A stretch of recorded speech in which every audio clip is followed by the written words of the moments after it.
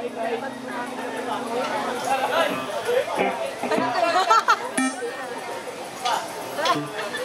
yung gagawin nyo? Ay, anak ng si Paklong. Happy birthday to me. Ulitin na yan, nakakahiya dito!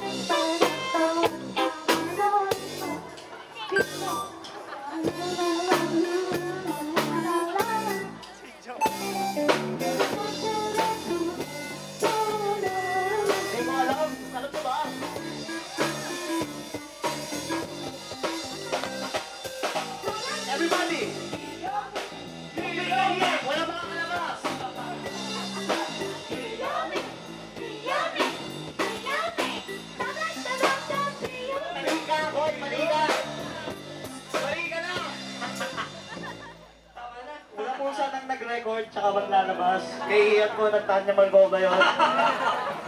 Yumi! Ayop ka.